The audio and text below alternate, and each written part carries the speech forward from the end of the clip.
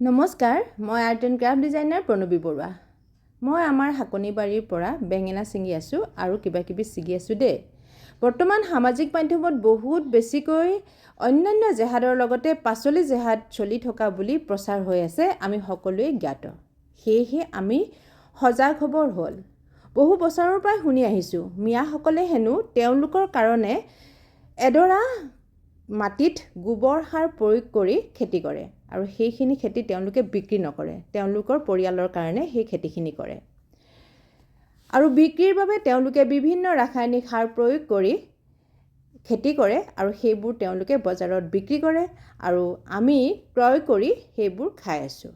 এতিয়া তেওঁলোকে আৰু বেছিকৈ কেমিকেল ৰং ব্যৱহাৰ কৰি বজাৰত বিক্ৰী কৰি আছে। সেয়েহে আমি নিজৰ ঘৰতে যেনেকৈ পাৰোঁ খেতি কৰি খোৱাৰ কাৰণে চেষ্টা কৰিব লাগে। কাৰণ আমি যদি তেওঁলোকৰ ওপৰত নিৰ্ভৰ হৈ চলোঁ, তেতিয়াহ'লে আমি সকলোৱে এদিন বিপদত পৰিম, বহুত বেছি বেমাৰত পৰি আমাৰ আৰু অৱস্থাটো খুবেই বেছি বেয়া হৈ যাব। কাৰণ আমি সকলোৱে দেখি আছোঁ, চৰকাৰে ইয়াৰ ওপৰত ব্যৱস্থা গ্ৰহণ কৰিছে। তথাপিও আমি সচেতন হ'ব লাগিব। আমি সচেতন হ'লেহে আমি এইবিলাকৰ পৰা ৰক্ষা পাম। আমাৰ সকলোৰে অকণমান হ'লেও জেগা আছে, আমি সকলোৱে ফুলৰ খেতি কৰোঁ আৰু সেই ফুলৰ খেতিবিলাক আমি যদি এতিয়া বৰ্তমান কমকৈ কৰি আমি সেইখিনি জেগাতেই যদি শাক পাচলিৰ খেতি বেছিকৈ কৰোঁ, তেনেহ'লে আমি আমাৰ পৰিয়ালটো আমি বচাই ৰাখিব পাৰিম।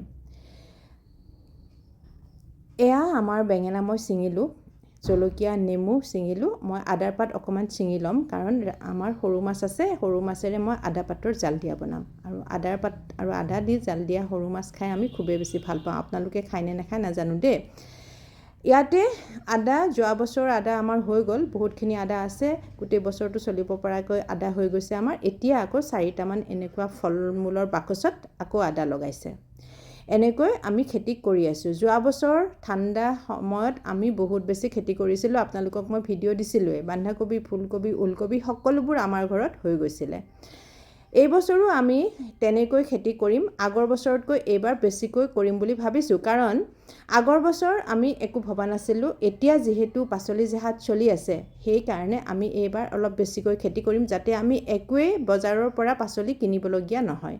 বজাৰৰ পৰা পাচলি নিকিনাকৈ আমাৰ পৰিয়ালটো বা আমাৰ ওচৰে পাজৰে থকা মানুহখিনি আমি যাতে ইঘৰ সিঘৰে পাচলি দিয়া দি কৰি চলি পেলাই থাকিব পাৰোঁ। আগৰ দিনৰ মানুহে যেনেকৈ চলিছিল, ঠিক তেনেকৈ যদি আমি চলিব পাৰোঁ, তেনেহ'লে নিশ্চয় আমি বেমাৰৰ পৰা পৰিত্ৰাণ পাম আৰু বজাৰৰ পৰা আমি এই কেমিকেল দিয়া শাক পাচলিবোৰ নিকিনিলেও আমাৰ হ'ব। সেয়ে আমি সকলোৱে প্ৰয়াস কৰিব লাগিব। এনেকুৱা কম জেগাতে আমি যেনেকৈ কৰিছোঁ, বহুতেই কিন্তু ছাদৰ ওপৰত খুব ধুনীয়াকৈ খেতি কৰি আছে, দেখিলে বহুত বেছি ভাল লাগে। তেওঁলোকে হয়তো ভাবিছে এতিয়া হয়তো আৰু বেছিকৈ কৰিব লাগিব।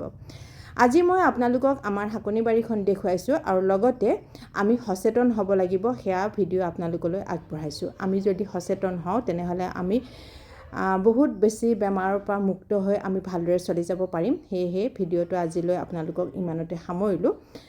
আজিলৈ ইমানেই, ধন্যবাদ।